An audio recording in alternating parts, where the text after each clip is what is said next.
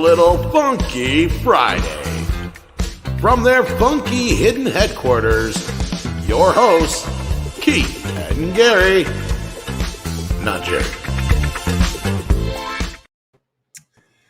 Hey guys, it's Friday afternoon. We're doing TGIF. Hey, thank God it's Friday. I want to thank Tom again for that intro. Keith is not here. I don't know if he's going to be able to make it. His mama fell down again. And so I just don't know what's going to happen. But we've been talking.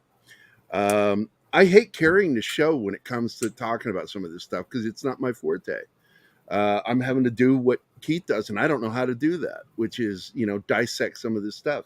I'm aware of things. I understand how shit works. I really understand people. But when it comes to talking about the business side of things, I'm out of my element without him here. And it just makes me uncomfortable. And I hope he gets these things taken care of because I need him back. I need Keith like crazy for Fridays in particular. Sorry, I'm just the budget Keith. Yeah, budget Keith. See, they use cheaper materials, so I'm a lot lighter in the printing. You're milky, Keith. So I would go for another label. Okay, because you already got White Keith. Yeah, and I wish he was here too. I miss him. I miss a lot of the people that come onto the show that haven't been on the show in a long time. And I don't know. It's like I'm not being an ass here saying this, but I question the relevance of doing this. None of the guys that I want to do the show with are available right now. Yeah. Tom is busy. Culture Casino is busy. Valiant Renegade, he's busy. He has no time for us. No, they're all busy right now. Yeah. And so Keith is the only one I have, Moncrief, and I don't have him on Fridays. Like right now, it's like Andy Morrow called me the cheap neurotic. The cheap because of my beard. Oh, well, yeah, but you don't get it. You don't get into the camera like Gary does. Yeah, there you go. Well, and they are. Hey, it's Michael Douglas. They are both well versed in D&D and Lord of the Rings, so that's true. Yeah, but my hope is, to eventually evolve this show into what it's supposed to be, which is a group of people hanging out together on a Friday. And right now, it's just the three of us. It's not a party with just the three of us. It's just not. Maybe an evening show or the weekends. What I was trying to do, Lady V, with this show was to be between Tom's show, Midnight's Edge, and Friday Night Tights. I did not want to fucking graze over their shows. And I loved it one time. I was talking to Tom. This is a real conversation that happened. I said, I don't want to compete for audience. He's, don't worry about it. Just do the show at that time and not worry about it. I said, you can say that. You're not going to lose anybody to us. It's comfortable and easy for you to say that. It's not for us. We're fighting for attention. Pay attention to me. And neither of us are going to compete with Friday Night Tights. Fuck no. Not even going to try.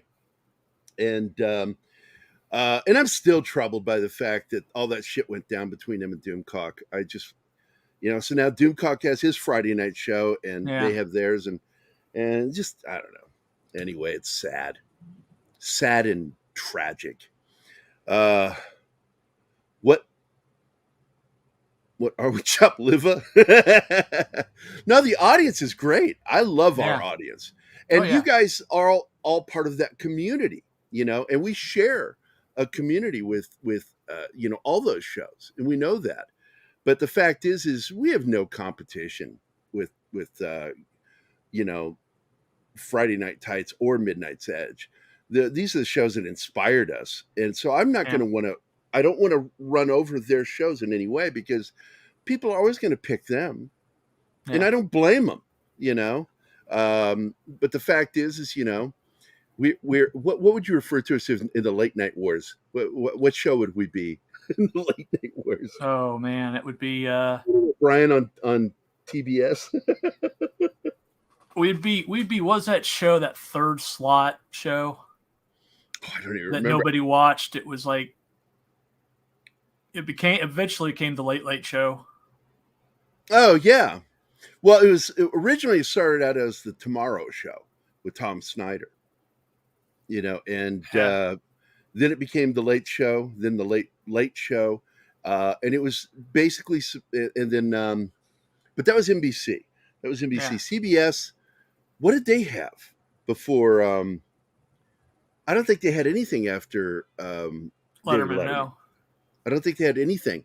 And then what's his name that started the comedy news show on Comedy Central? Craig Kilborn. Yeah. He started the first after show for David Letterman. Yeah. That was the Late Show. Either the Late Show or the Late Show. I can't remember what it's called. And he couldn't. Well, Tom Snyder had great guests though. Kingsport Cal.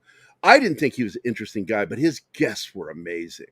He had some great. Like my favorite as a kid was when Tom Snyder had Buford Pusser. You know, the guy from Walking Tall, the real guy. Yeah. He had him on his show. And I was glued to the TV watching that interview. And they would show clips from the movie and, you know, Walking Tall with Buford Pusser in the interview. What a great show. But Tom Snyder, I'll tell you, he's not an interesting guy. He's not. But he really did ask some great questions to some of his guests, which is why he's good. He's a good interviewer. The problem was he had like not very much personality. And he smoked like crazy. You could hear it in his voice. He was like a 12-pack a day smoker. And I loved it on Saturday Night Live when I think it was Dan Aykroyd. Dan Aykroyd did the Tom Snyder skits. He would play Tom Snyder. And it was pretty good. I remember that. I remember it really well because I was at the right age. I was 11 when that shit started. But Tom Snyder created something that eventually became where Conan O'Brien stepped in. And but for CBS, it was Craig Kilborn who started the Late Late Show. And Craig, I don't know, he doesn't have a long life on shows. He really doesn't. He seems to like stick around for a couple years and then gone. And I don't know if it's because he's a dick and hard to work with, or if he's just a one-trick pony and can only work for so long. But I liked his shows. He's the one who started Moment of Zen. That John continued later, John Stewart. You know, that was started by Craig Kilborn. Here's your Moment of Zen. It's a turn of phrase, Kingsport Cal. Yeah. It doesn't mean they literally smoke 12 packs a day. My dad, he smoked 1.5 to 2 packs a day, filterless Camels. And that was a lot of smoking. I didn't realize how bad it was until, how old was I? I think it was 11. And we had to paint the apartment. And they gave us the exact same color. It was eggshell. And went to paint the walls. And you could see how fucking yellow the walls were from all his smoking. And I'm like, all I could think at 11 years old is I'm breathing that.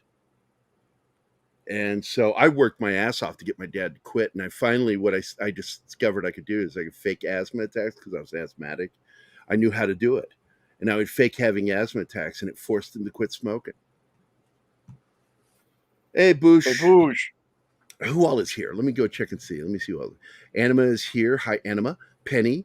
Andy Morrow. Dragon Ruse. Lady V Elements. Kingsport Cal. And Boosh is here. By the way, Boosh, I saw your comment about Dale.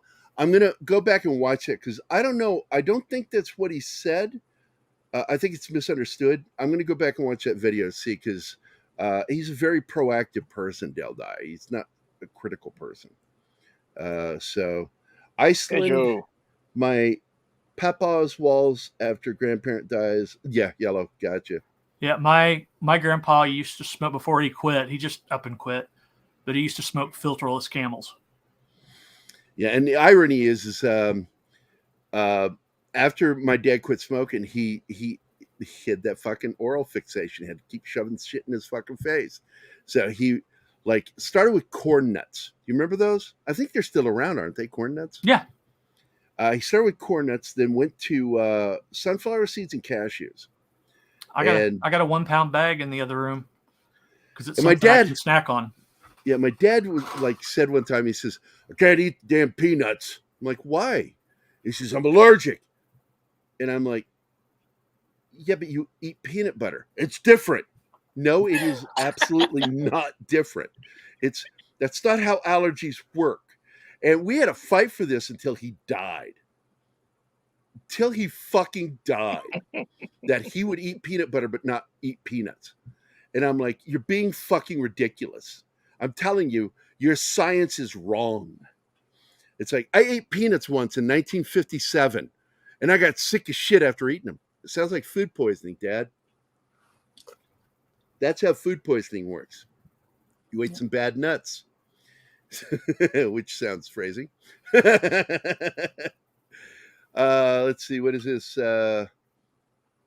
Corn nuts are still around. Okay, yeah. My dad ate the shit out of those things. Oh, when he's talking about echo chamber, what he's talking about is you need to be able to have a differing opinion. That's all he was saying. You need to exercise your different, even if you're wrong. It doesn't matter. What matters is being able to express yourself. I talk to people I think are idiots all the time. They're friends of mine. I think some of my friends are fucking idiots. Dude, I'm here. I'm not. Look, I don't want to say any names. Yeah. No, it's. Look, and I'm going to say this right here. I was having a discussion with Keith one day, and we don't argue. We don't argue. We don't agree on a lot of stuff, but we don't argue. But he said something one day about something in particular that I knew he didn't know what he was talking about the minute he said it. And I'm like, this is his personal opinion about this is how he feels about it. And I looked at it and I went, because normally if somebody said that to me, I would turn to them and I would say, you're a fucking idiot. But I realized he's not an idiot. He's talking about how he feels about something. And so I learned to differentiate knowledge with feelings. Yeah.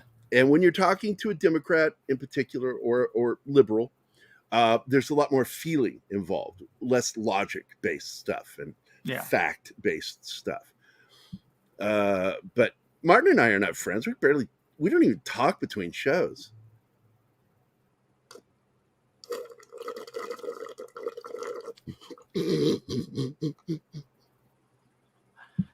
I'm going to choke to death one day doing that.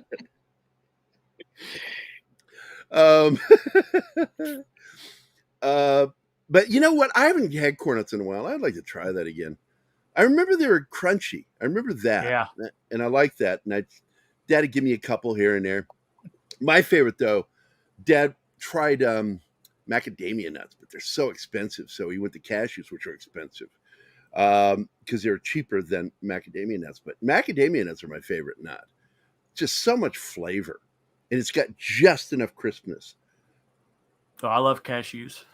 But my dad, okay, that was what I was getting to, is my dad would just pound the fucking nuts down. I'm sorry, that just freezing. I wish my dad was around so he could yell at me for making jokes at his expense.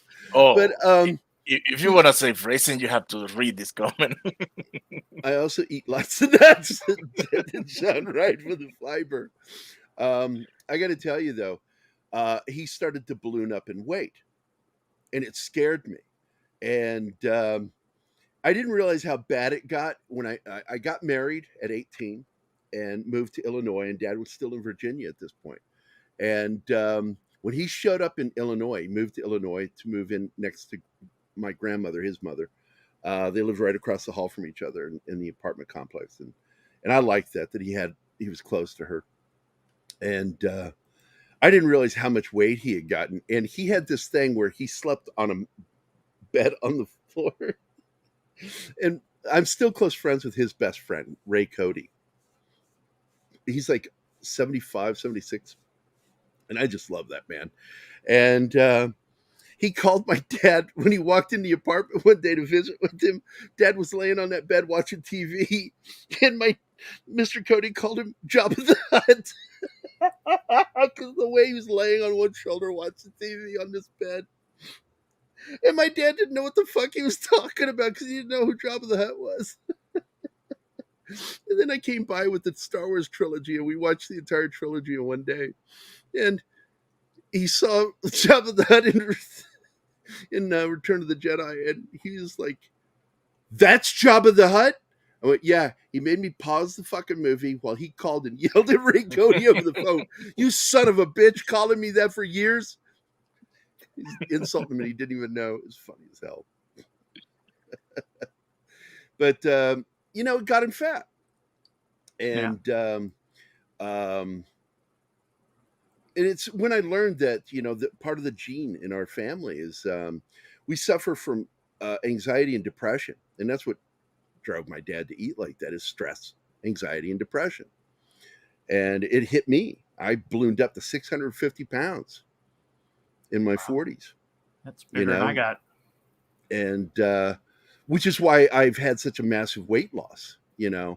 I'm just gained like 30 pounds over the last month and a half. Sorry about that. Yeah, it's you motherfucker. It's like, I lost 30 pounds. Oh, I found it, you bastard. Yeah. But I'm back to 95, but who's counting? What it is I started stress eating again. It's not bad food. I was eating healthy food, but I was eating too much of it. And I had stopped. And so I'm back to eating normal again. And I'm absolutely an emotional eater. I'm a stress eater. And it's why I ballooned up so much. Let's see, where are we in the chat? Everyone ready to get in line for more rehashing of Disney classic? Oh, it's Clay here? Well, oh, yeah. Okay. Yeah. Let's see. What else they have Clay to Thompson read? and Joe's Atmosphere. Yeah. So what was that, Martin? What else do Disney have to read? Because look, we're going to get into this, and I was really hoping Keith would get here. Shit's going down. I talked to Doomcock. Doomcock is probably never going to join us on a Friday because he's too busy. Yeah. But people don't know, we are friendly with each other. We do talk. And he's going to join Don and me on Wednesday because it's one of his free times. And he loves Don Ecker. Cool. Who doesn't? Don Ecker's the bomb diggity, yo. I fucking love having him in my life. I like Don. Don's amazing, man. Yeah. And I think Don thinks when I don't agree with him on something that I get worried. I worry about this. I don't know if he thinks this or not, that I'm criticizing him. And I'm not. Because I like The Blacklist all the way up to season 7. And then after 7, I was done. I kind of got bored with it. I don't remember when I dropped, but it was like, I think it was right before the girl turned evil. It's like, look, she didn't turn evil. She just got fucked up and started making decisions that were fucked up. And that's why I think she was quitting. I think she was tired of the character. Yeah. Because they should have resolved who Red really was. We know it's her dad. Really by season 5. What they have hinted at in the show, and I mean, it is like right there. Big print. It's in the script. That he says, I'm not your father. But then he keeps bringing up things about the mother. And the whole scene when he's at the beach house, where he's remembering her, but actually he wasn't there. There's all these allusions within the writing that he is mom. She had changed physically, had surgery done. But the problem is, how'd she get big? Bone stretching? I mean, it's just it's too ridiculous. And once I started seeing the writing on the wall for that, I lost interest. And so I'm a completionist. So I put the show in and I do the jump forward or fast forward just so I can get to the plot point. And I'm going to do that until the fucking show ends. And because, again, the completionist thing with me, I understand Cartman with Sail Away. Anybody who knows South Park knows what I'm talking about. That if you say a line, sing a phrase from the song Sail Away, he has to finish the song. Yeah. That is the mind of a completionist. Why I collect things? Because I'm not because I love something, it's because I'm a completionist. And if I can't complete it, I get frustrated by it. And it has nothing to do with love. It has everything to do with compulsion to complete things. It's part of my OCD. Yeah. Blacklist is, in my opinion, it's good all the way up to season 7. And it still has great moments. Don't get me wrong. But I was done by season 7. Season 8 is when she went off the rails and disappeared for most of the season. And I'm like, you could tell she was tired of the show. Otherwise, she wouldn't have been missing. See, I like Mads Mikkelsen as Hannibal, but the rest Hannibal of the was good from the start. That is a great show. I love the slow burn aspect of that and the artistic aspect. And it's not written for kids. It's not written at a child level. Most shows are written at a 4th grade level, which is annoying. I like shows that aren't written that way. Blacklist really kind of goes 4th grade after a while, and it bugs me because it should have been a better show than that. And I think it bugged her also that she was the star of the show, not him, and he became the star of the show. Oh, I love Mads Mikkelsen. I thought that's the only part I'm I liked talking about Hannibal. Blacklist. Blacklist. She was supposed to be the star of Blacklist, and not him. He was cast later. She was the first one cast as the lead. Yeah. Come on. James Spader, he's going to take over the show. That's season 8. No, season 9. Season 9 has his lawyer, played by, what's his name? Fish. Oh my God! From Johnny is Alive, number 5 is Alive. Johnny, you're talking about Short Circuit? Yeah, Short Circuit. He was the Indian scientist in that. Oh yeah. Oh. Fisher Stevens. Yeah. It just popped into my head. There we go. I like Mindhunter too. Yeah.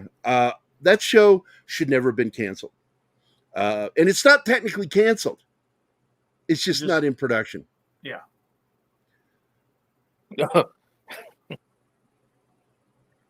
Okay. Not canceled, just not in production. It's the same shit. Well, no. See, this is a gray area. This happened with that Van Helsing series. Yeah. Just kind of. Sci-Fi goes, you're greenlit for another season. We're not funding it. Yeah. Get your money somewhere else. And good luck. Hope to have a new season. We'll air it. But they did. They finally got funding, and they got their next season. But it took almost a year. Yeah. Whereas Mindhunter. I'm sorry. No, it's just Mindhunter ran into a problem, and I don't know what the problem was. It never was officially greenlit for a next season. Netflix just didn't say anything, and it just never got greenlit. They never got canceled. They just went on hiatus. Yeah. Indefinite hiatus. That's all. 50 years from now, they'll come back and do the show again, and it'll be all new people. Yep. Checking something. But let's see. 1987 was Lethal Weapon. I got to check something real quick. There's an actor in that movie that I brought up the other day, and a lot of people don't know that. Why is he not in the top list? That is really weird. The guy that plays their captain. Oh, in the Lethal Weapon films. I'm looking for him here. Hold on, I'll find it. Wow. I'm already over 3/4 down the page of cast, and he's not Yeah. mentioned yet. I did not know this. Sven Thorson was in the Lethal Weapon film. Really? I don't remember him in it. I don't either. remember him. He of course was one of the main baddies in Conan the Barbarian. Yeah. With Schwarzenegger, because they needed somebody bigger than Schwarzenegger. I love that picture from Conan the Destroyer between Wilt Chamberlain and Andre the Giant. Oh yeah, it's like he looks like a little kid next to his parents. It does. It look. In fact, I posted on my page. It looks like Wilt Chamberlain and Andre the Giant brought their kid to work day. Yeah. It's kind of like seeing Jason Momoa and his bodyguards. Right. When he's got like 1.5 feet on both of them. I haven't seen Beef yet, Kings, but it's in my to-watch list. Which What's Beef? I haven't heard of this one. Oh, I don't know what it is either. It's a fight between two complete strangers that becomes unhinged. Oh, it's the kid from Walking Dead. Carl? Yeah. No. No, the Asian No. kid. Oh, Glenn. Glenn. I forgot what the actor's name was. They start a beef with a woman over a traffic issue, I think. And man, that shit escalates. That's what I seen in the trailer. I need to catch up on Silo. I guess it's episode I don't 5 or 6 know with if I this week. want to watch it yet. I'm trying to figure out if I want to watch it. But here's the actor I was talking about. Present, share screen. Share. This is Steve Kahan. He is first cousin to the director of Superman the Motion Picture. Yeah. And he's in all of his movies. He makes appearances in them. You know, nepotism, family. When you see him, you know who he is. Yep. And he's a really good actor. I really do like him. But he makes an appearance in the music video for DeBarge's or not, is it El DeBarge? Yeah, El DeBarge's song "Who's Johnny?" Yeah, which is a weird video. It is weird. It's in a courtroom. Yeah, and he's got the hots for that older prosecutor. Yeah, I'm like, okay, guess you got a type. That's a type. I have it. I'm saving it because I want to watch it with Anima. So I've not watched it yet, and I'm looking forward to seeing Sisu. It looks really good. I haven't either. I've got, like I said, if I'm not doing stuff for here, I'm working on classroom stuff. So, yeah. Speaking of Lethal Weapon, one of the comedies that is 30 years old this year is the Lethal Weapon spoof Loaded Weapon with Sam Jackson and Emilio Estevez. Yeah. I watched that movie. I laughed at a couple of things, and I just was like, it feels like they're losing their wind. You know, it's like those kinds of comedies. You've got to stay fresh with that kind of comedy. You saw it with Scary Movie. You know, Scary Movie kind of lost itself and just wasn't funny anymore. I did laugh at the first one, though, Scary Movie. And there are some moments in Scary Movie, too, when they're in that house and what's his name with the little hand. It's so gross. Let's face it, there are only 2 reasons I would watch Scary Movie in the first place. Well, here's the thing. This is almost ironic, I guess. Scream itself was a parody of horror slasher films. Yeah. That's what I'm confusing. So you made a parody of a parody. I'm confusing Scream and Scary Movie. I didn't watch the Scary Movies. It was Scream I'm thinking of. And, there is some funny stuff in. Look, I got to tell you, that scene in the bathroom with the dick in the hole was fucking funny. There's a couple of funny scenes in there. But I don't consider Scary Movie one of those comedies that you I think the last really good parody films was Hot Shots Part 2. Yeah, I like the Hot Shot series. And it just sort of kind of died there. Mel Brooks tried to do it with Dracula Dead and Loving It. Terrible. A lot of people go, well, I love Robin Hood Men in Tights. And I'm like, I didn't. I it's dumb. Couple of good moments in it. Rest of it, just look, Mel Brooks works best when he works with other people. And that's a fact. The minute he starts going on his own, he flails.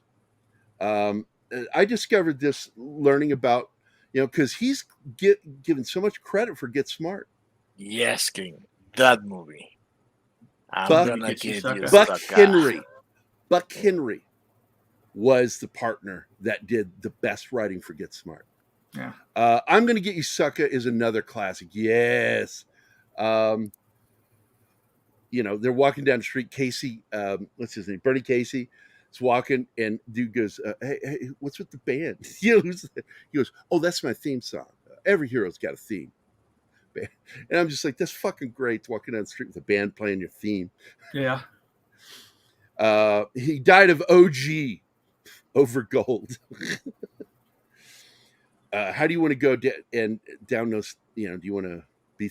I can't remember the two choices that Damon Wayans had. He gave him like two choices how he's going to go down the stairs. Well, and then he threw himself. Yeah. If we're talking parody movies, we have to go to the granddaddy of them all, Kentucky Fried Movie. Kentucky Fried Movie is the first real parody film, followed by Airplane. Yeah. And which is ironically, Zero Hour. It's a straight aboard the people think that it's a parody of Airport. And I said, it's kind of in there, but no, it is a straight across the board remake of the film 0 Hour starring Dana Andrews. And almost everything beat for beat is in there. And it's funny. It was a plane disaster film before Airport. It was put out in 57, 58? Something like that, yeah. And it's really, when you watch it, it's like this movie needed to be parodied. And that's what they did. Zucker and Abrams went and took that movie, 0 Hour, and just rewrote it, all the stuff in there. I mean, everything is in there. Naked Gun was a TV show that they created, Zucker and Abrams. Yep. Police Squad. Yeah, Police Squad. Yeah. And that's why the movie is called From the Files of Police Squad. Naked Gun, From the Files of Police Squad. And a lot of the jokes in the first movie were in the show. Yeah. Like my favorite gag in all of them in the first movie and on the show was you got that one giant guy, I can't remember his name, and his head's above the camera. Yeah. And I just forgot his name, Frank Drebin. Frank goes, you got something on your face. And he goes like that, and he goes, and the guy reaches up. You can't see what he's doing. He goes, no, over. And then he goes like that, and you hear like a sound, and then all of a sudden a big chunk of banana falls down onto the table. That show is great for gags like that. Oh my God. Another great gag that was in the show was when they all freeze frame at the end. Yeah, everybody freeze frames, but the criminal's like, what the hell's going on? And then he just gets up and just walks out of the police station while they're all frozen. Yeah. That fucking show. Was the Remain Calm, was that was... No, that was in the movie. Yeah, that was one of the movies, yeah. I love that. Nothing to see here, remain calm. Everything's on fire, people running around. Groove Tube was really good. Another one was Amazon Women on the Moon. I don't remember Groove Tube. I do. The Daredevil scene in Kentucky Fried Movie is one of the funniest things I've ever seen, but there's no way you can play that today. No, there's stuff that all these guys did. Mel Brooks, all of them, that like Blazing Saddles. No. And they did try to remake it, if you saw that. It was crap. Oh, yeah. You can't make that movie today. And the funny part, they call racist on it, But a majority of actually all of the racist shit in that fucking movie was written by the black writers. Yep. Which included, by the way, what's his name? Great comedian. Got Richard cut Pryor? fire. Richard Pryor. Thank Richard, you. yeah. When you on Richard fire. Richard wanted to play Black Bart, but Yeah. the studio was afraid of him because he was so edgy, and so they went with Cleavon Little. Yeah, my favorite Richard Pryor Oh line is, my god, I forgot about that fucking movie. oh yeah, Wet Hot American Summer. Wet Hot American Summer. Great fucking movie, dude. Paul Rudd is so good in that fucking movie. And what's his name he plays Stabler on the SVU as the camp cook. He's fucking great. David Maloney. Christopher Maloney. Yeah, I'm getting Dave Filoni and Christopher Maloney. He is mixed so up. fucking funny in that movie. I like it when somebody comes at you with a fresh new look at a parody of something. And it's a great parody of the comedies that we loved as kids, like Meatballs and all that shit. Yeah. It absolutely counts, Kingsport Cow. Absolutely. Yeah, it's Parrothead and Slasher Fred are here. What's up, guys? Yeah. Hope you're having a good Friday. I never watched the History of the World Part 2, regardless of however long I've been waiting for it, because from what I saw, it looked too woke and had Wanda Sykes in it, and I have no interest in seeing her. I cannot stand listening to her. Her voice is so fucking annoying to me. It's like scratching a chalkboard kind of voice. There are certain people, when they start talking and they're too like and shrill, it just like it drives me crazy. Hey, Courtney. Hello, Courtney. We're here. Hi, Courtney. Yeah, normally I could separate the art from the artist, but she's just too annoying. So what is this? What I saw Dave Foley's name mentioned. Who's mentioned that? Oh, I guess that from when we were trying to come up with the name of Christopher Meloni. Oh, yeah. Dave Foley is somebody else who I love. I love him. Kids in the Hall. Yeah, Kids in the Hall, News Radio. Yep. Also, he's really good in Monkey Bone. I like that film. Is that the one with Brandon Fraser? Yep. And it's a good film. It's a good film. I enjoyed the crap out of that. Zoe watched it until she was 5. And then after 5, I wouldn't let her watch it because I was afraid she'd figure out what that movie's really about. Because she was innocent enough not to understand the subtext of that movie. Yeah. And then she got mad, like, why can't I watch it? I'm like, oh, I lost it. It's not that you can't watch it. You just don't have it anymore. I hit it. So she couldn't watch it anymore. Hey, Victon's Girl. What was that? Oh, Victon's Girl's here. Peter McMahon fan site. Oh, hey. So, but Dave Foley, I love that guy. News Radio's absolutely still, I think it's #1 favorite sitcom of all time. And it ended sadly because Phil Hartman got murdered. Yeah, which was a tragedy. Because I love Joe Rogan in that thing. My dad was a huge Joe Rogan fan. He loved that character that he played on the show. And I said, that character is him. That's him. When he brings up the whole conspiracy theory shit, that's right out of Joe Rogan. Yeah. He improvised a lot of shit on that show. Bon appetit, Lady V. Yep. Have Okay, see you later, Lady V. But I'm 20 minutes away. I don't know what we're going to do. I thought more people would be here. No, nobody's showing up for the show anymore. So I may just, let you, if you guys want to keep talking, because I'm leaving at the top of the hour. I have a doctor's appointment. We've got these videos to talk about Shari Redstone, so we can do that and talk about the article. Well, we can watch the videos. At least the one video now. Which one? The comic book one. Not the Doomcock one. No, the other one. Hey, here's Keith. We have. Oh, thank God he's here. We've been rescued. Save us from ourselves. All right, Keith. So, look, I've got to leave here in approximately 20 minutes. Okay. So, I want to set up what we're going to do for the second hour. So let's start with the first video. This one right here. Let's go. I recently had a community post that I put here. The audio's not coming through. You're not playing your audio. I'm hearing the audio through your microphone. Yeah, I don't know why.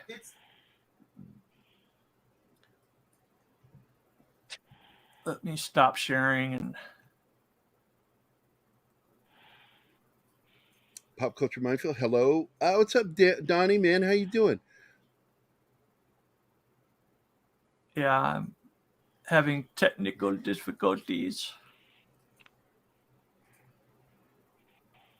Share system audio. Did you not review from this week? What are we talking about, Clay Thomas? Okay, give me a second. I'm going to shut off my speaker. What's he talking about? Martin, anybody? I don't know what Clay is talking about. I didn't see it. We didn't do From on Friday. Oh, From. No, because of Ray Stevenson dying. We talked about his movie, The Punisher Warzone. And then next week we'll get caught up. Okay, now let's try this again. I recently had a community post that I put here on YouTube asking people, how much has your comic book shop actually changed in the last 10 to 20 years? And the responses are just, it's sad.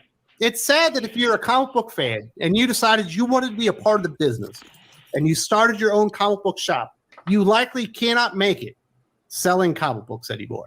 And this latest thing that Marvel's done, it's the biggest FU that they've ever done to your LCS in the history of FUs that Marvel has done to LCS, which has been a lot. And David Gabriel is absolutely a scumbag for even thinking this should be a possibility. This is something that is so disgusting and so dirty. I didn't even think Marvel Comics could fucking stoop to this. They're going to make your comic shop, your local comic book shop owner, be the bad guy of the whole situation with their new foil variant cover program. And when you hear the details, you're not going to believe it either. But it's real. And if you're a comic book shop owner and you didn't read these emails, you might not even realize how much you're going to be paying for these comic books that you're essentially getting no discount on. They're asking your local comic book shop to pay the cover price and then sell it back to the customer for the exact same price with no profit whatsoever. But of course, it's at a loss because they still have to pay for shipping. It's unconscionable that Marvel Comics would even do this. And I do have to give a tip of the cap, a hooray, a job well done to Rich Johnston and Bleeding Cool. Nobody else is covering this story. Nobody else in the comic book media is covering this but Bleeding fucking Cool. Everybody should be talking about this. Everybody should be shining a light on David Gabriel and Marvel Comics and what absolute scumbags that they are. This is from the article from Rich Johnston. Marvel Comics has informed comic book retailers that Marvel's new foil variant cover program will bear different, shorter discounts than normal due to the significantly higher manufacturing costs for foil covers. Basically, they will cost more to manufacture, but don't want the readers to have to pay more.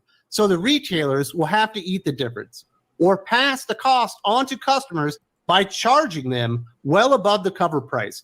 For example, Ultimate Invasion #1, Brian Hitch foil variant, was to change its price from $8.99 back to $8, and retailers would get no discount. The Incredible Hulk 181 Facsimile Edition foil variant with a cover price of $3.99 will have no discount either. Retailers will have to order copies and pay $3.99 each. While Moon Knight, City of Dead People #1, Pepe Larraz foil variant will cost retailers $4.99, the price they are expected to sell it at back to the customers themselves. It's unfortunate that the comic book industry really is an industry of margins, the most narrow margins you could possibly imagine. A lot of comic book shops are hoping to make 10 to 15 cents on a cover when they actually make a sale within their shop. And that's why a lot of them have to count on a lot of these retailer exclusive Okay, we can stop it there. Variants that they know that will be able to sell them. Because we've got the crux of this now. Yeah. Which this falls under what I've said before, Keith, that just because they stopped working with Diamond doesn't mean they're not still doing some of the same fucking mob tactics. Yep. Yeah. Now they're doing it on their own. Marvel and DC self-distribute now. And what again? what really just burns me in all of this is the fact that this is now Marvel doing this. This is not anybody else. This is Marvel doing this. And this is Kevin Feige in charge of all of it. And Disney. Yeah. There is nowhere to go. You can't blame this on any other company. You can't lay this off on anybody else. And if anybody out there is still questioning how valuable Ike Perlmutter is, if you haven't been listening to what Gary and I and others have been saying, Marvel needs Ike Perlmutter. They need him. Because this crap will not fly anymore. You can't do this. You can't do this to all the mom and pop shops across the United States and be able to look at anyone in the eye. And that's the thing with Kevin Feige. If he were truly the comic book fan that he professes that he always was, he wouldn't have done this. And notice, DC hasn't done this. Image hasn't done this. Kevin Feige is in total control. Total control. And you cannot argue that he's not. So he's got to burn for this one. Yep. Yeah. Look, this in the next part of this, you guys will have to go into without me. But the Shari Redstone article falls right in line with what Doomcock and Cameron Passion were talking about on their video. And we'll show that in the second hour. And I'm going to trust you guys to really go in depth on this, because there's a reckoning coming. Yeah. Because Hollywood studios cannot hemorrhage the kind of money they have hemorrhaged since they went woke. You cannot hemorrhage that kind of money. You know, the joke I made earlier is that, you know, it's like, I don't trust nothing that bleeds for several days and doesn't die. Well, that's the same thing, you know, and I was referring to women. Don't trust women because they bleed for several days and don't die. Studios have been hemorrhaging money for a decade now. Mm-hmm. You know, Disney Studios started with 2014 when they bought Marvel and they bought, Star Wars, but they started before that. But the fact is they were putting out quality stuff until 2015 with Marvel. But right off the bat with Star Wars, we're fucking up left and right. And they spent $4.5 billion.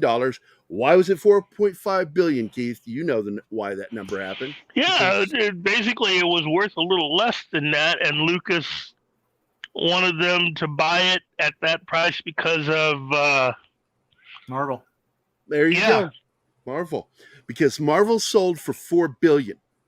And Lucas's ego, pride, whatever you want to say, could not handle being sold for the same or less, because he saw Star Wars and Lucasfilm as more valuable. Mm-hmm. Even though Marvel had shit lined up, Lucasfilm had nothing lined up. Well, they had a little bit, but not enough to really pay 4.5. Nothing like what Marvel had.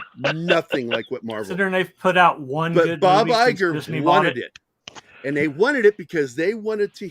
Marvel and Lucasfilm was their way to, and we know the stats was there, the polls were there.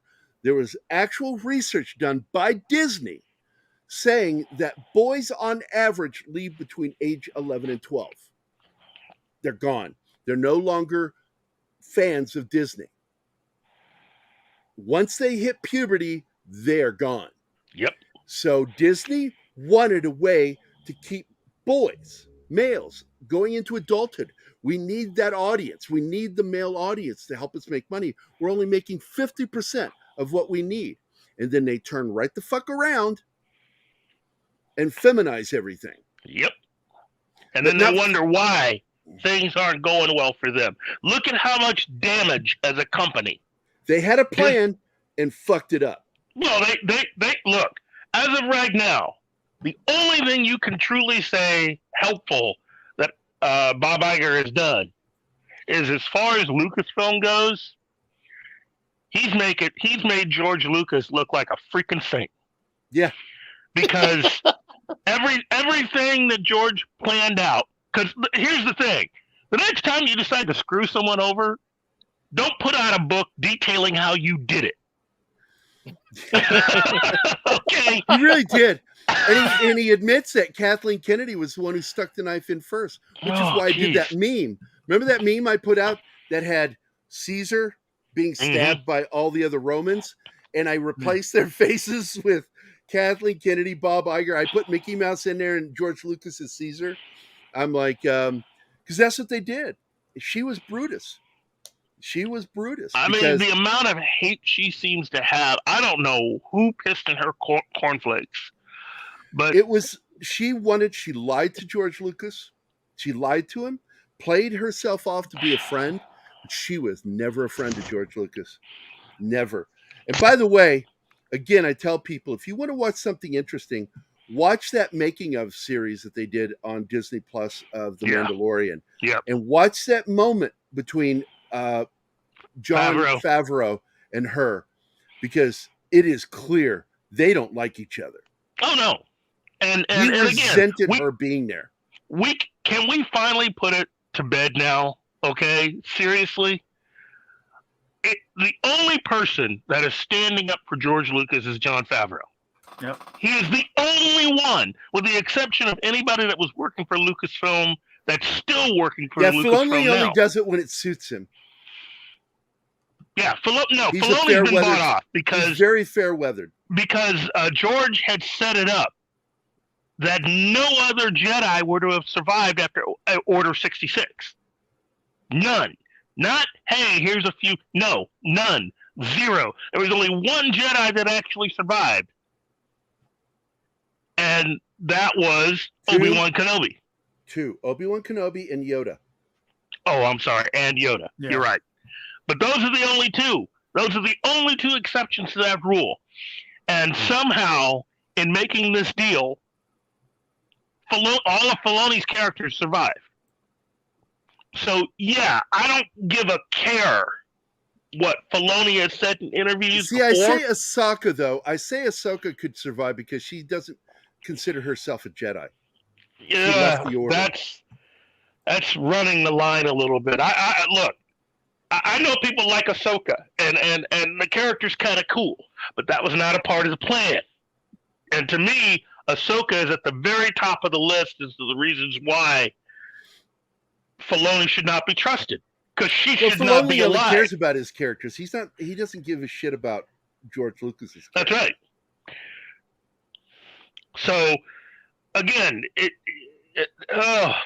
see what makes Filoni worse is that we actually all could actually admire some of the things that he's created. He is a creative to an extent, and he fucked them over. He fucked everybody over. He fucked the fans over. You know, and I get it. There were times he seemed to be for us. The thing about Kathleen Kennedy is she is who she is. Nobody trusts her. Hate a rat. You gotta hate a rat. Nobody likes a rat. Nobody. And he's a rat. Yeah. Yeah, I'm not going to argue with you a bit. I feel the same way. I would have argued in the past, but no, I've seen I've seen the evidence of it. Not saying I still don't like his characters though. But. Yeah, me too. But the evidence is clear, and what makes it worse is when you go back and look at some of the statements that he said. He's lying to us. He's looking us right in our eyes, and he's lying to all of us. KK bought him with his movie. He gets the movie. Yeah.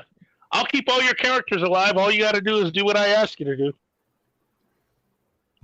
There you go. He got his 30 pieces of silver. Hope he fucking chokes on it. I would say what is a Judas? Because they're both Judases in their own way. But Kathleen's probably the worst. She's Brutus. He's Judas. There we go. That's it. He's Judas Iscariot. So. Because she convinced. I mean, she was able to convince George that she was the one to take over. I mean, it is worse what she did because she worked with him, and given what George thought of the business. She knew what he thought of Hollywood. She knew what he thought of the entertainment industry. What she has done is still worse than anything Filoni has done, because she was able to get George's confidence enough to basically give her his company. Yeah. It's like allowing somebody to watch your kid. It's one of the worst betrayals that was witnessed in cinema history. It really is. Yes, you're right. That is a betrayal. It is. But I've got to go here within 2 minutes, so I want to set up what's going to happen in the second hour. So go ahead and pull up the article from Hollywood Reporter, John. Okay. And I want you guys to watch at least part. Yeah. Skip through that video. You watched the whole video, right, Keith? With Cameron Passion and I watched it. I watched it either this morning or the morning before. And because it's an important video, it really is. Mm-hmm. I know that a few of our close friends that are normally on the show, like Deleted Scene said something akin to, we've heard this before, and I'm like going, yeah, but you've not heard it like this at the time when they have been hemorrhaging for a decade now. Yeah. And things are changing quickly. There's an evolution that's happening, and it's going to get bloody, and it's going to get ugly within these studios, because this is survival at this point. Yep. Yeah. Because you cannot hemorrhage. They've been in the red for a decade. Yeah. Star Wars, Lucasfilm. With Disney. We got break. They have not turned a profit. Yep, it is time. I got to go.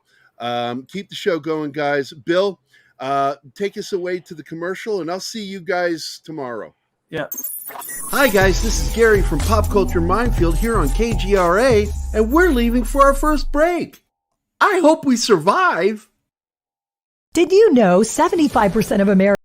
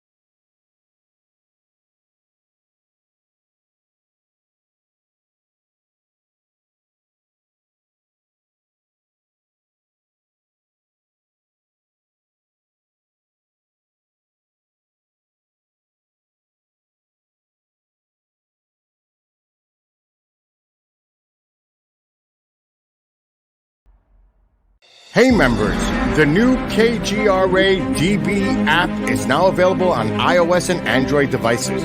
Gain on-demand access to any KGRA DB programming. Download any show directly to your mobile device to listen or watch on the go. Go to the App Store and search KGRA DB. Oh, wow. We survived. Welcome back to the commercial break. Now for some more Pop Culture Minefield on KGRA. And we survived. Yeah, apparently. Welcome back. Well, at least the three of us. If Disney had any intelligence, they would take a page out of Apple's book and finally dump KK and pay George Lucas to come back in and right the ship, just like Steve Jobs did. Well, even if they didn't want to take a page out of that one, they should take a page out of Warner's book. Yeah. You've got to at least understand Disney, which initially had all the theme parks and everything. They're all of their really their hubris was based on the fact that they were making so much money. And a lot of that is now going to be called into question in the future.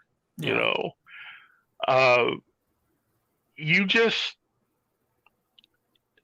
it's really going to come down to how much of a commitment do you have to all of the people who over the years trusted you with the ability to be able to entertain them, to stick to your word, to do the things you say you were going to do as a company. How important is that to you? And if you don't want to do that anymore, at least be honest enough with all of these fans, multiple generations. Just be honest enough to say, we're gonna change how we do things, and give people the opportunity to decide whether or not they want to continue on with you or not.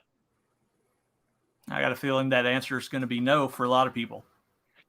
And probably not. And again, they should be prepared for that, because you can't. What really makes it disgusting, in my opinion, is it isn't just the fact they've lost money. They've lost a lot of dedicated people.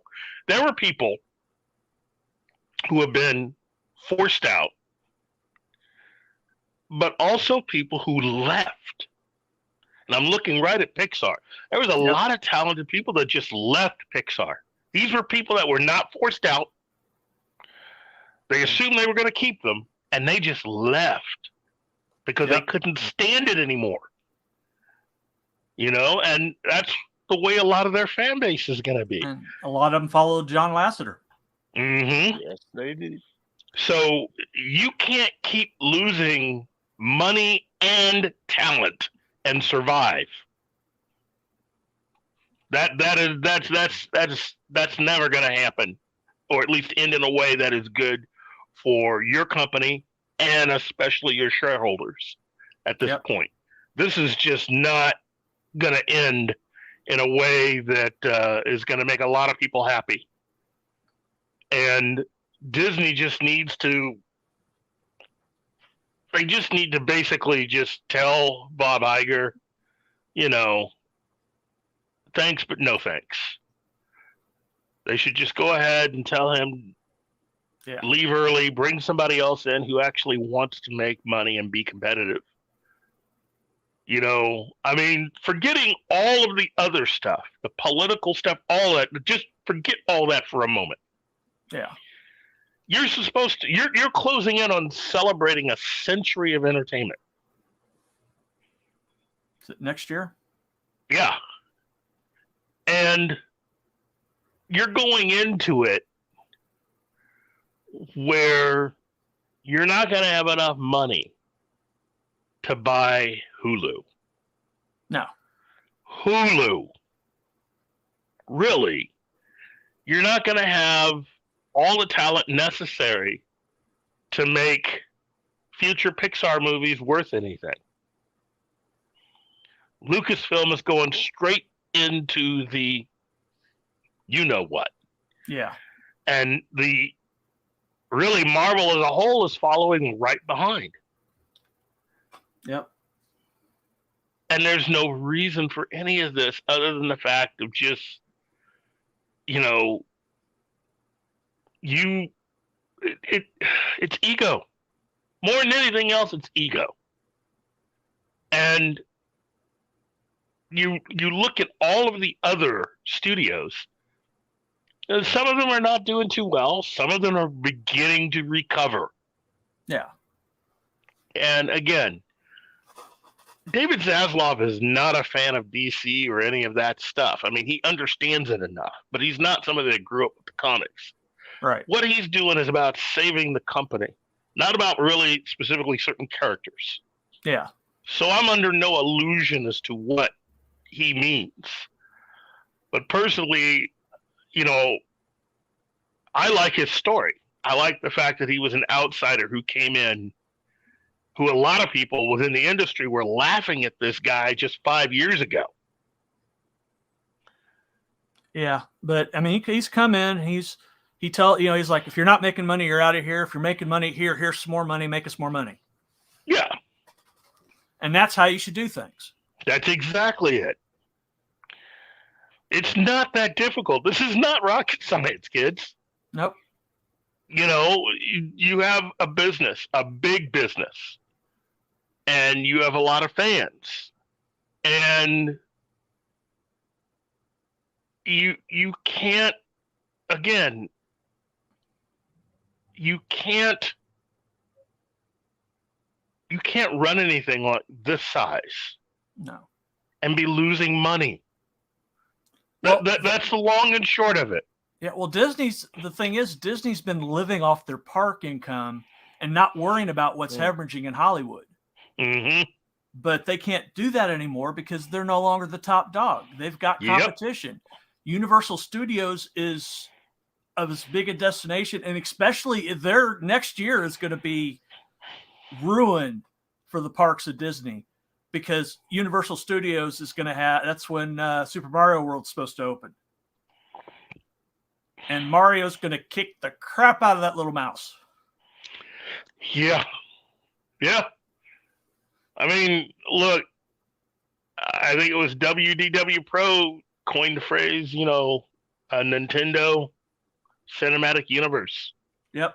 He keeps saying that this one will probably be a Zelda movie. Yeah, I've already heard they're working on Zelda. You cannot tell me that's not going to be big. Oh, shit. You cannot tell me that is not going to be. I mean, that just announcing that there is a Zelda movie on the way, you've already sold 1/3 of the tickets. Oh, yeah. Easy.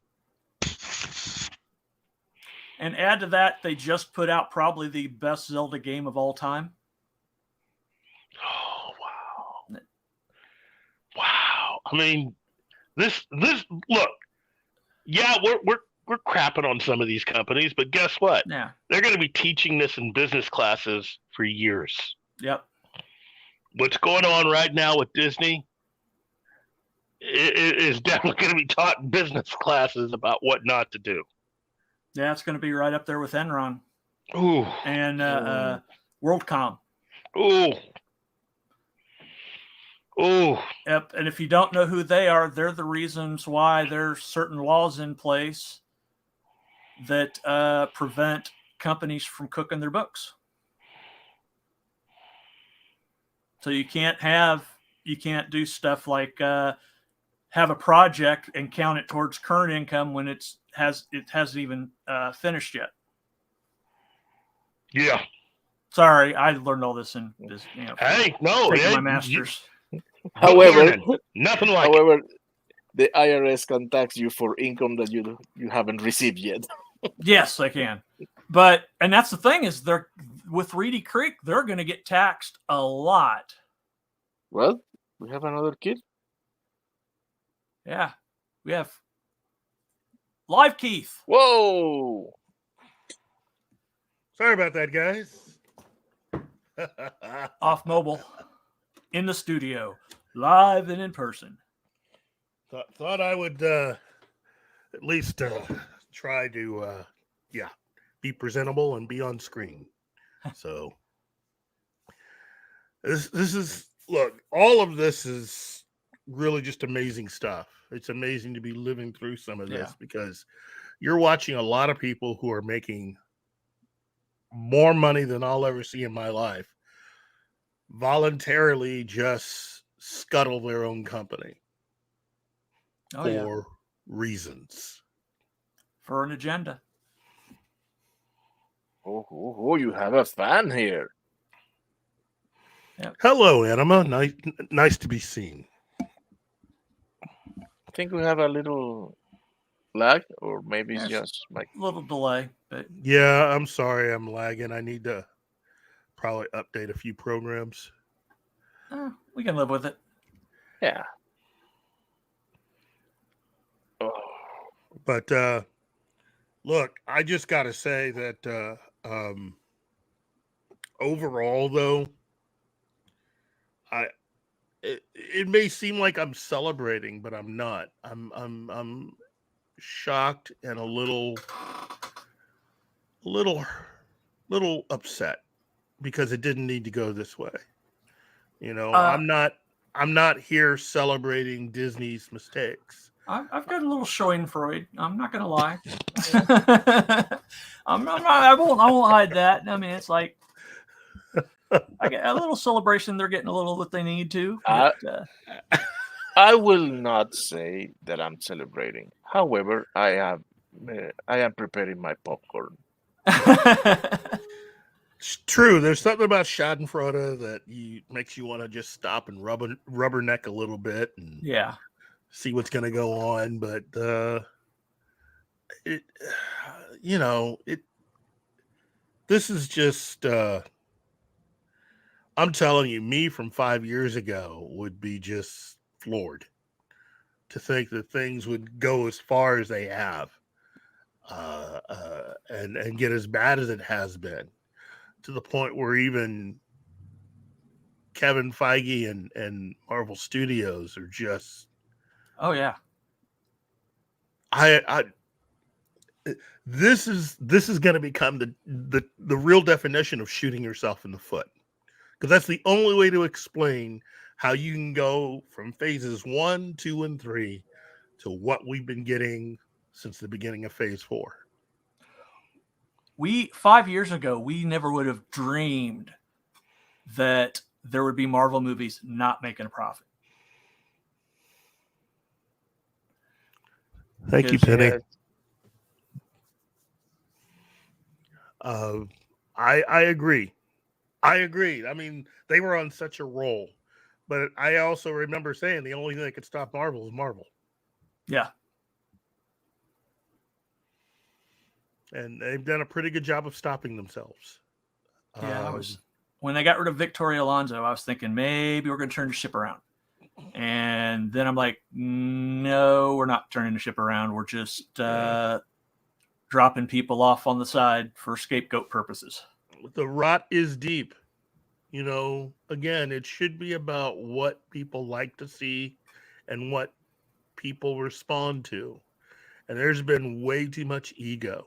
Yeah. Way too. Look, if even half the stuff I've heard for what is coming is happening, I've said it before in past shows, this very well could end up becoming that the Netflix stuff be the high point of at least all of the non-film stuff that they do. Yeah. And all of those people that worked on that stuff, with the exception of the actors, but all the people that work behind the scenes aren't a part of all that anymore. No. They're gone. So we're definitely not going to get the quality that we received with all the Netflix shows. We're just not. No. And there's no way that Disney Daredevil is going to be anywhere near as good as Netflix Daredevil. There's just no way. I don't care. You can bring all the actors back you want. You're not bringing in the screenwriters. You're not bringing in the people that work behind the scenes. You're not bringing in the directors. Nope.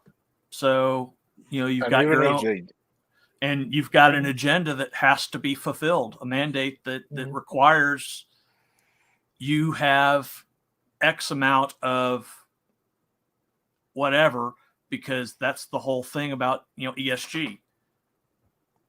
You got to have, everything's got to be this way, and it stifles any creativity whatsoever. And even if nothing of that were in the picture, we still have to remember that this is a family. This should be a family-oriented company. Mm-hmm. Yeah. So they have to tone down. And family was really at the beginning, the founding of Hollywood. All of the studios, all of that stuff. It was a lot of it was based on family. Families, basically, companies that were started to benefit a lot of people who actually own their own theaters, and creating the kind of entertainment that they could show. And now, all these years later, I mean, somebody can have a family that actually runs a particular company, which brings us to the Redstones. That's right. The National Amusements Company. Yep. Ooh, I know that Gary lost faith in pretty much Shari Redstone. Yeah. I'm not saying it's been that easy to stay in her corner. But I think some of the idiots at CBS that have come in, who have been running things for a while, have at least allowed me to at least kind of stay around her a little bit. Because, again, I haven't seen anything. And I know they've remerged the company. I know that CBS and Paramount are now back together. Yeah. But I'm telling you, that whole thing of giving Kurtzman an extension on his contract. Hey, TJ. Oh, man. TJ, long time no see. Yeah, that was...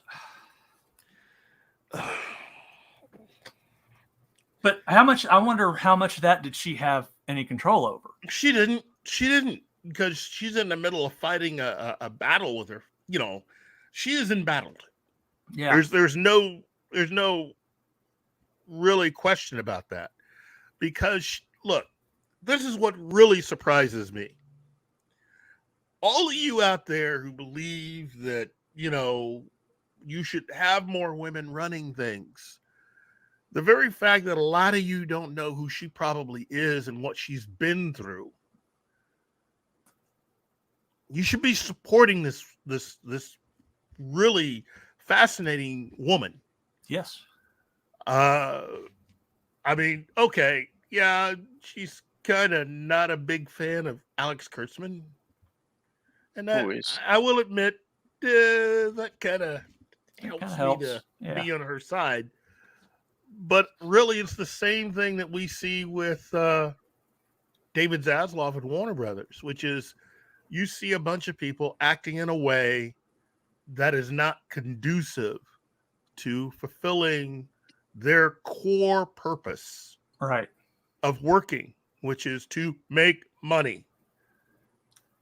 That's why it should always be the best person for the job, not what boxes they check. Or what ideas they hold, or whatever, or who they voted for. It is. There is absolutely nothing about Alex Kurtzman other than the fact that he is a corporate boy toy. Is really what he is. He does exactly what he's told. He's a puppet. That's the real reason why he's still working. Yeah. That's the only reason why you can have someone continue to keep their job after losing so much money. Yep. You know, he allows people who have absolutely no creative spark about them to have some sort of say on the programming that is created. And that is really what I talk about when I talk about corporate Hollywood and how corporate everything has really become over the last 10, 15 to 20 years. You know, this is the dangerous part of that. That's what happened with Warner Brothers. Yeah. Warner Brothers and DC had nothing to do with anything creative. It's a bunch of executives that wanted puppets. Marvel basically did the same thing. That's really the Marvel formula, the way it eventually worked out. They wanted puppets. They wanted people to come in. They wanted to hire people for their names, but they wanted them to fall in line. Yep. And be puppets to what Kevin Feige wanted them to do. And they turned out good or even sometimes great work. It's just now the greatness that they helped create, we won't see because they'll never come back and work for them again. That's right. Well, I mean, the people who were actually fans of the work were the ones that really helped everything go. But after a while, it's just staying with all of that. And again, I said this, 2 years ago. Look at how many of the actors that still want to come back. How many have signed to actually do something? Now, you hear rumors of things, but as of right now, today, Robert Downey Jr. is not headed back. Nope. And from what I'm hearing, he's not headed back at all. He's done. Scarlett Johansson is done. And if you think all of that has to do with the lawsuit and the previous chairman of Disney, I got some swampland to sell you. Yep. There have been a lot of problems with Marvel. The difference is that you and I are just now starting to hear about it. Yep. And some of it's confirming rumors that I've heard over the years, that Gary heard over the years. All was never really that great behind the scenes. But hey, I at least have to give it up to Kevin Feige and his people, because they obviously had a spy planted at Warner Brothers to be able to figure out what they were doing. Again, it has been pointed out multiple times. I was one of the first to point it out, that there is a very real possibility that they knew exactly what was going on, and that they could creatively, when making their movies, find ways of offsetting everything that DC was doing. Thus, Civil War being an answer to Batman v Superman. Yeah. Or in the case of The Flash, being able to quickly write, cast, produce, and distribute a movie way quicker. Technically, 2 movies. Technically, way quicker than what Warner Brothers and DC were able to put out. Yeah. Because The Flash and its story of multiple universes and having characters meet themselves, that was all The Flash first. Oh yeah, that's all Flashpoint. But no, I mean the movie The Flash. That was yeah. They started production and writing all of that before Spider-Man: No Way Home was even a thought with Kevin Feige. Yep. The thing was, their machine for being able to produce stuff was way better than what Warner Brothers and DC had, and they were able to quickly put it together and get it out. Yep. So you got done that twice. Multiverse of Madness and Spider-Man: No Way Home, and to some extent Quantumania, but not quite so much. There's a little bit of multiverse stuff in there, but it's not. I know, it's a bad movie. No, it's not that. It's just,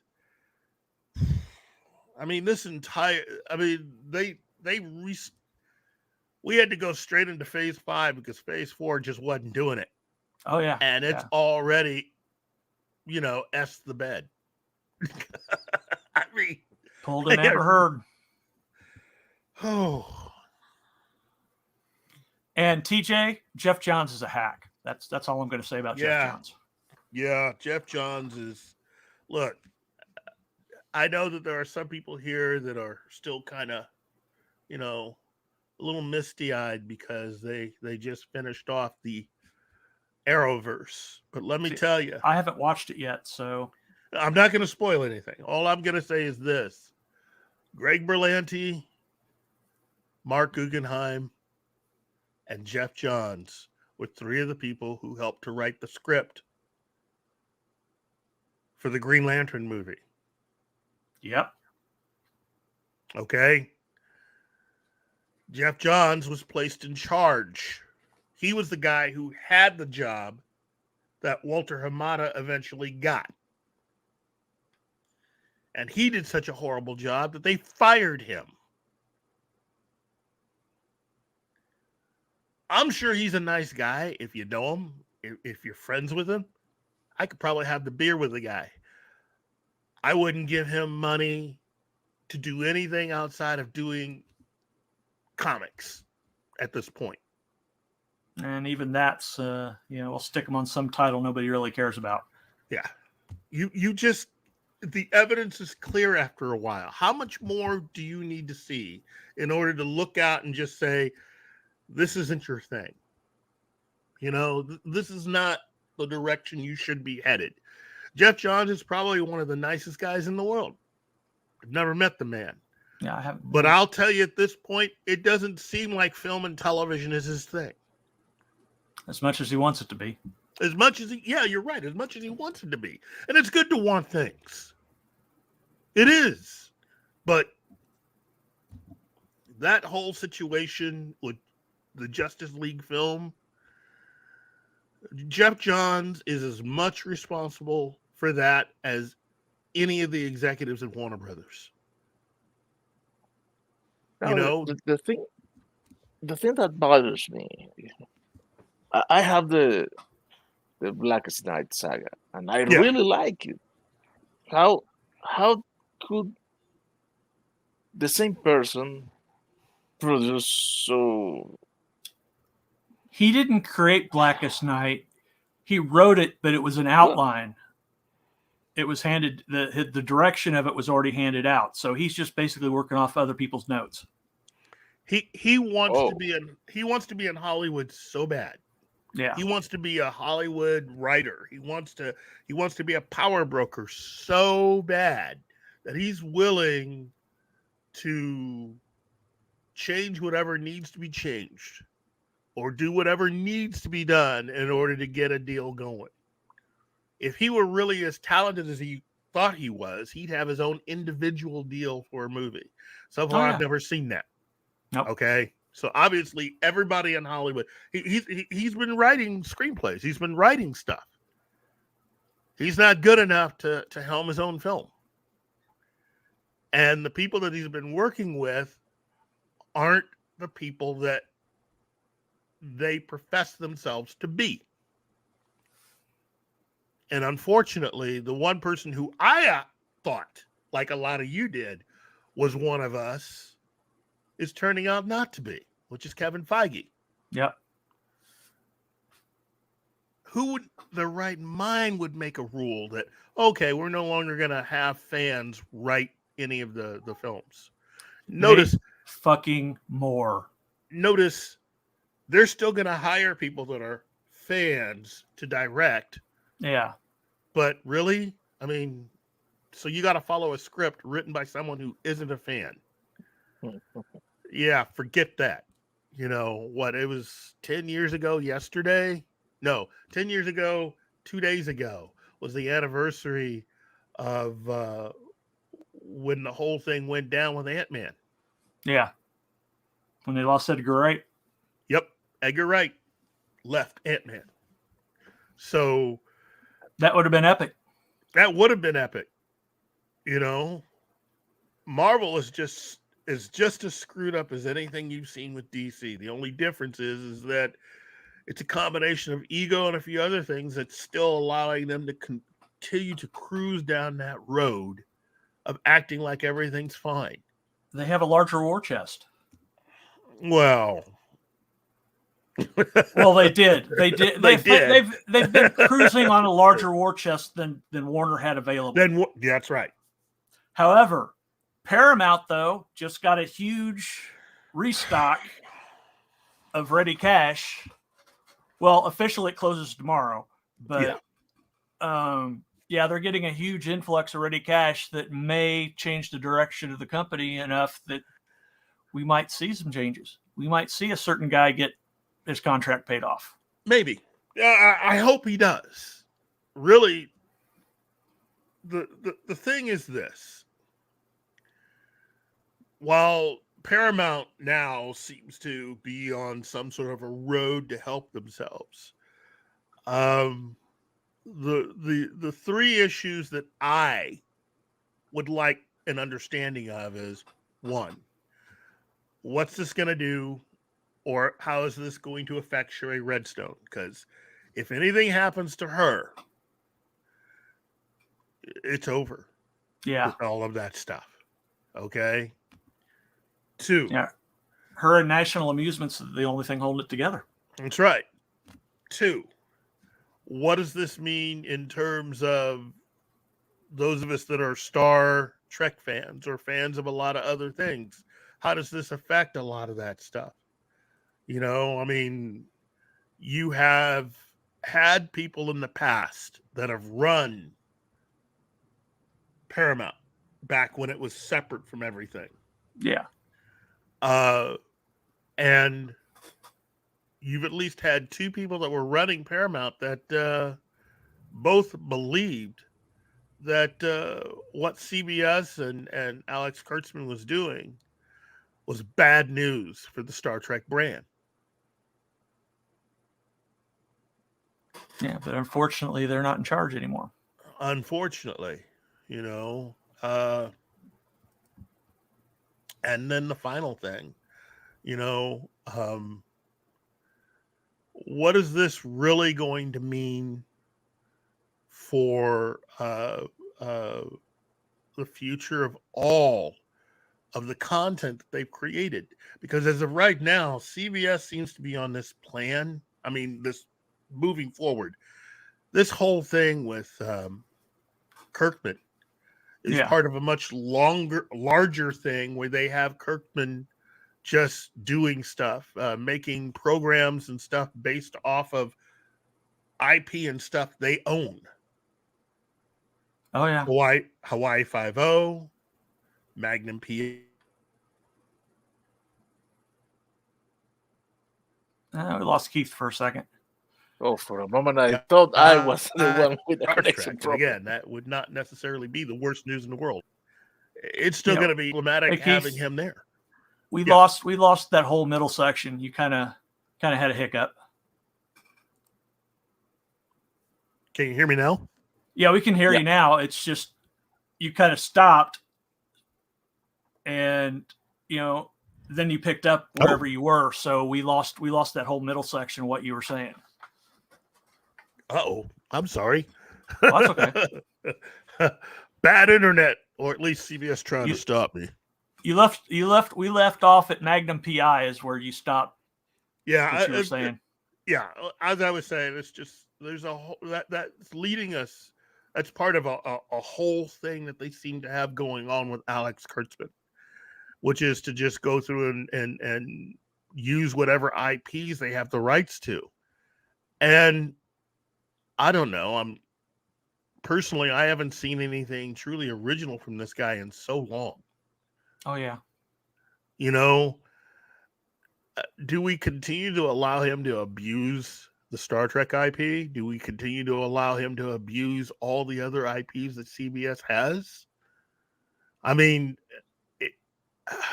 I'm about to say it. I can't believe I'm about to say this, but I could actually see CBS attempting to do something really bad if this is how they're going to do it with Alex Kurtzman.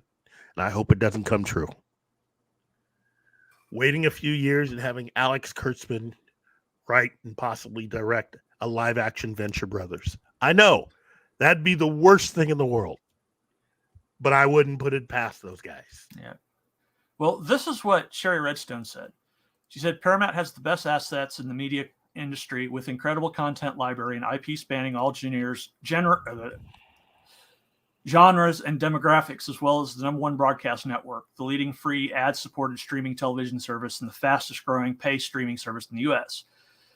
NAI's conviction in Paramount's strategy and execution will remain committed to supporting Paramount as it takes necessary steps to build on its success and capitalize on the strategic opportunities of our industry. So I think what's that saying is she wants to this money is going to be put forth to push Paramount Plus. Yeah. That's streaming, basically. Yeah. I don't know. I do not know. Streaming has its ups and downs, but for the most part, yeah. Yeah. I don't know. So focus. What is worse? Focus only on the platform rather than content, or focus only on content regardless of platform. yeah, that's thing is though, you've got to have content. Content's king. You're not going to have people here to watch your channel or your network unless you've got content. Yeah. It's content. You've got to have content. You got to have a reason for people to show up. Yes. And so a chunk of that money needs to be put into new content. However, you can't let people who have proven poor track records to influence that content. You know, there's still one person in the middle of all that outside of Stone who could be very important, depending on what they eventually do to him. Now, I know that Bob Backish, who was leading CBS for a long time, since they've remerged the company, is now leading everything again. But the one person who, who I think a lot of fans should really put a lot of hope, or at least a lot more hope in, is Brian Robbins. Yep. What's his position now since they're remerged? Do you know? He still looks like he's running Paramount. Okay. As an individual entity, because you still need to have a head of CBS television and Paramount Pictures. But that Bob Backish is running everything as far as the combined company that they have. But Brian Robbins, as far as I can tell, is still holding on to what he said before. Yeah. Which is Star Trek is very important to this company as an IP. But he's not a fan of the direction that it has gone in recent years under Alex Kurtzman. Nope. That's the long and short of it. And it's pretty much what his predecessor said. So the Paramount people are pretty adamant that Alex Kurtzman's not their guy. Not going to get them to the promised land. Problem is, he got that ironclad contract from Les Munez. Well, actually, it's been modified, but yeah, you're right. That contract, though, is him working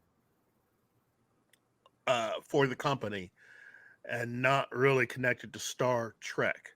They could still go ahead and move his happy little butt off away from Star Trek. Tell him go develop some sitcoms or something. Go develop something, like paint drying the movie. Yeah. I'm sure he'd handle that. I don't know. he could be capable of using the wrong. He'd mess it up. He'd use a heat gun, try to speed it up, and set the house on fire. What are you saying? Oh, come on. No. He'd write good scripts. He'd make sure it was properly cast with the right kind of people. He'd bring in the kinds of stories that everybody would love to watch. Come on. Yeah. Who are you and what have you done with Keith? Yeah. That's actually, you can't see it, but there's a added sarcasm end quote there. Hey, Fletcher. Can Star Trek be saved? Yes. Think...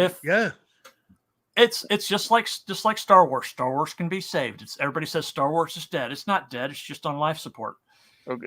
After seeing, I'm sorry. Continue. I mean, go ahead. No, after seeing Picard season 3, that changes my original position because I was of the school of thought that maybe if we have a hiatus of 5-10 years, we can reboot the whole thing, or not reboot, continue in a proper way. But we'd almost have to reboot. But seeing Picard season 3, I think it can be done right now. Yeah, they just got the wrong guy in charge. That's just what we've got to deal with right now. And but there is some hope on the Disney front. That we've lost Keith, so he's probably having some internet issues, probably rebooting stuff. But we've only got 15 minutes left, which is not enough to... Oh, there's Keith. Hey, welcome back. Hey. Wow. Technology. You got to love it. Yep. But Martin was just saying that... after Picard season 3, they could definitely fix Star Trek. anything can be fixed. Yeah. I'll let you know that right now. Doctor Who can be fixed.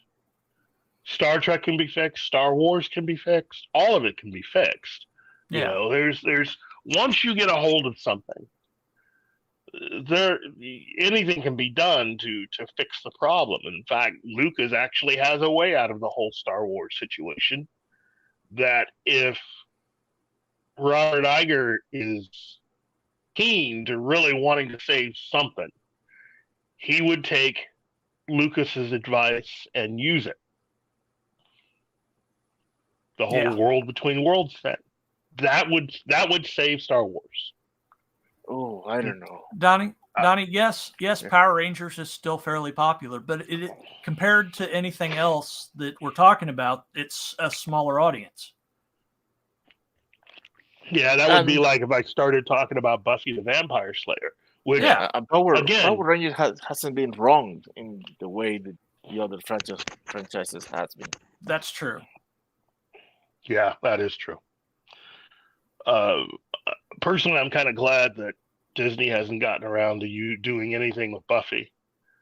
I still got some good memories with that. The Buffyverse. But it's, oh man, there are so many things that Disney actually has the rights to that they've kind of mothballed. Or that they're sitting on. Yeah, they bought the whole freaking Fox catalog, for goodness sake. Yeah. They got the Fox catalog. They have the wild card books. Yeah. I mean, again, I know I've said it before on the show, and I'll say it again. George R.R. Martin's wild card books are phenomenal.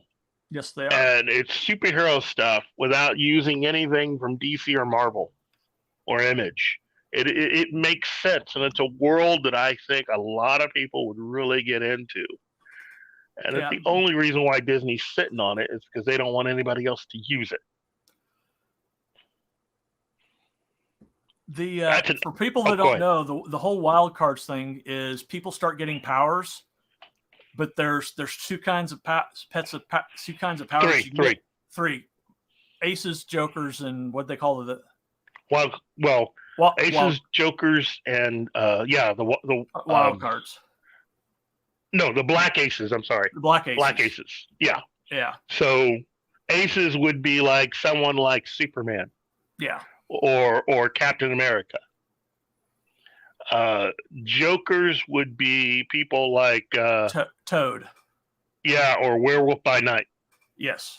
And then black aces would be Spawn, the original version of the character Spawn, because every time he used his powers, he was using up his life force. Yeah.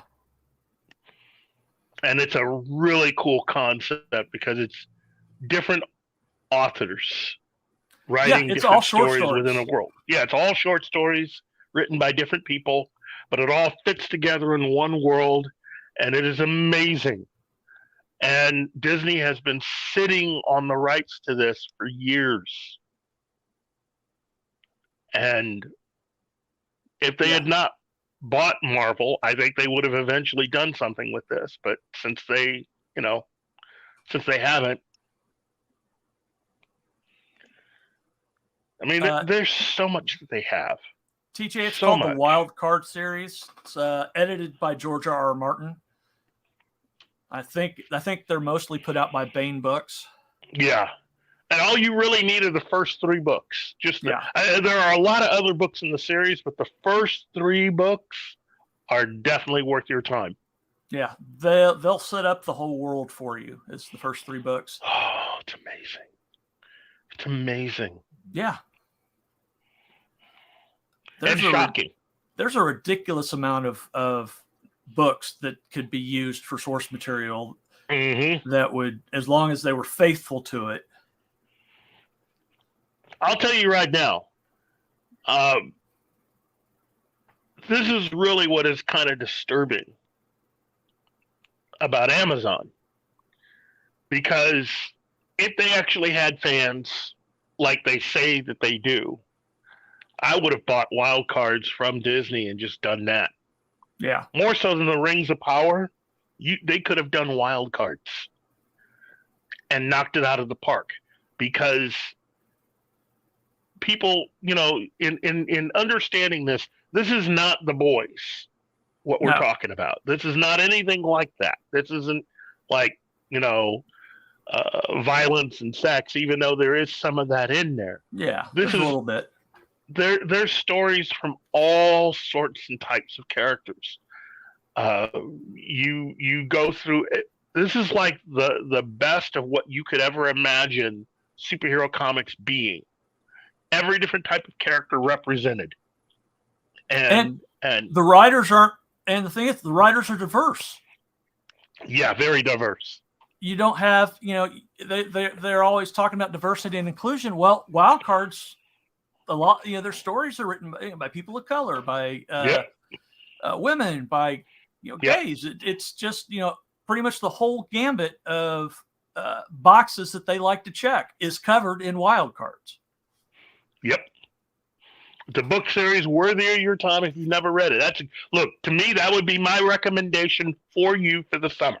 Yeah. Just read book one. Just book one. Just start with the first book. Read that. You'll pick up 2 and 3 quite as fast as you can after that. That's how that's going to work. Yeah, hook them. There's a lot of really cool stuff out there, as John was saying. And it's an active series. There was just a book that came out a few months ago. Yep. So go ahead. Sorry. There are creators and ideas out there, and the announcement of the Babylon 5 movie, that one was surprising, but I'm happy. I'm just digging the fact of counting down till we get some new Babylon 5 content. Oh yeah. Yeah. Because it's the creator and it's all of the surviving cast members telling a story. Yeah. And with excellent voice actors picking up the slack for those that we've lost. Yeah. I mean, only JMS could just, tease people and then drop it all at once that there's a new Babylon 5 story that is animated that will be coming soon, and to let everybody know that the movie is done. So by soon, as in next month. Yep. The whole thing will drop. Have we heard when Venture Brothers is dropping the movie? Yeah, I think they're dropping their movie, I think, next month. No, I think towards the end of the month. Either the end of this month or towards the end of next month. It's coming. It's coming. The Venture Brothers also are getting their act together. And again, whoever made the decision not to continue the Venture Brothers should be taken out back. Yeah. He was probably a former Fox executive. Oh, jeez. Oh, man. I'm never going to let that go, ever. I'm telling you. I said it before and I'll say it again. I could correct almost all the problems that Disney has. And I'd be willing to do it for half the amount of money they are paying Bob Iger right now. Yeah. I would do, I don't know if do it's it for coming 1% of what Bob Iger's making now. What? How dare you undercut me? Because I have a cheaper standard of living. Oh, man.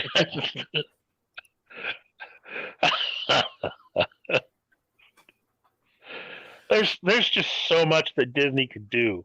Oh yeah. And I get some of why they're doing what they're doing. I get some of it. You're the whole thing is that you want to be able to cheaply be able to acquire IP, and they don't really want to pay the people connected to the IP. I mean, it's a big corporate thing. Yeah. They don't really want to pay everybody, but you know what? It's actually cheaper to go ahead and pay people. than the other method, going the other direction, which is bringing in someone who has no earthly idea of what they're doing, Kathleen Kennedy. Yeah. And watching them mess it up. That's just, and I'm just hoping that the rumors are true that Kathy's gonna, after, instead of getting the Viking funeral that she was hoping to get after Indy, the Viking boot. She's just gonna be boiled down and stuffed in an ossuary and forgotten about. No, I mean she'll go, but the damage is already done. Oh, you know? The thing about it is that you're gonna have to get to the point where I'm hoping that all of this stuff with the writers' strike, that some of the rumors we heard are true, which is this is Hollywood's way of getting rid of a lot of the people who are causing a good portion of the problems. Yeah. Look, again, I said it before and I'll say it again. It is not a happy thing for me to say that someone should lose their job. I don't believe anybody should lose their job. But man, if it had been me or you or John or Martin, if we had lost as much money as some of these people have lost, these corporations, we'd be out on our ass within a day. You owe somebody $10, they might let it slide. You cost somebody $100 million or more, you're toast. You're never going to work in this town again. That's the way it used to be. That's the way it used to be. You screw up like that, you're done. No second chances. And in certain cases, you're talking, at least with Kathleen Kennedy, for those of you that are wanting to understand, the Rise of Skywalker still hasn't broken even. Nope. It never will. It never will.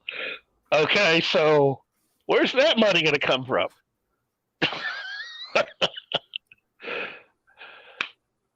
So $10, Martin, to kneecap you.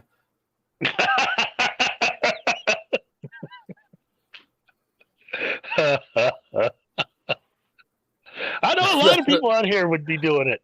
I mean, look, I think anyone here or anyone watching could probably do a way better job than a lot of the people that have been hired to do something. Yeah. And again, it's just some of it should be common sense. And you're realizing that there are certain people who have decided that their ideology is worth more than even common sense or entertaining or making money. Yeah. And they're willing to just screw everything up to just say something else, something different. Yeah. In a bad way that nobody's going to watch. Looking right at you, Willow. Yeah. How do you skip a trilogy of books just to write that stuff? Yeah, that's just... Because they should do it more better. Yeah. It's Chris Claremont. The Chris Claremont. And he's writing, and he wrote 3 books with George Lucas. Yep. He wrote a trilogy. And it was awesome.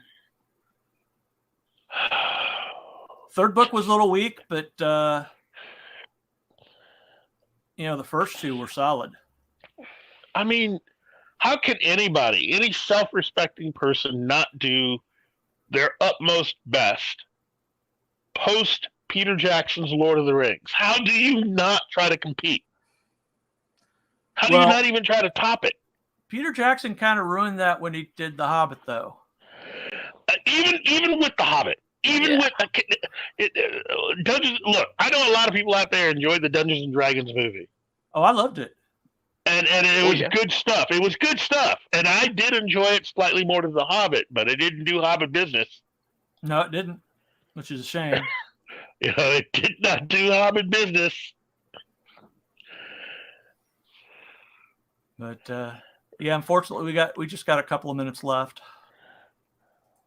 Yeah, So 2 minutes to be precise. yeah, which is a couple. Wait a minute. What's this? That's just not-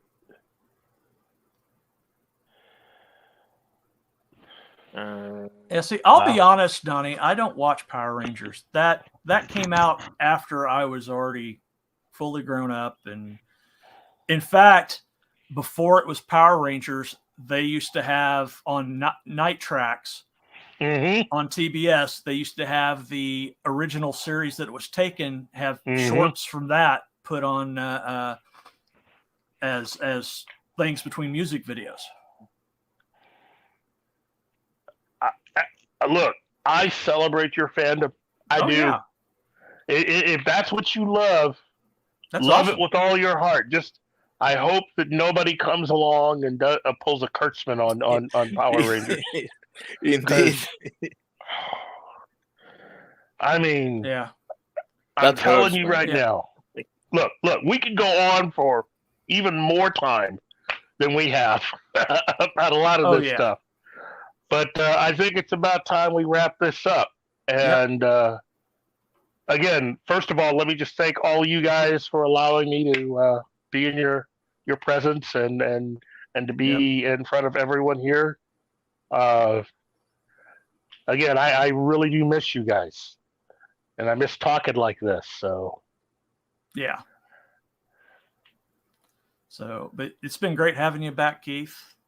It's been a great talk as usual. This is how our conversations usually go, by the way. Yeah, we can talk for hours. We have talked for hours. Done that. So, but yeah, thank you all for being here. And with that, I guess we're out of here. Bill, take us away. Those sons of bitches. Ma, I'm doing a show.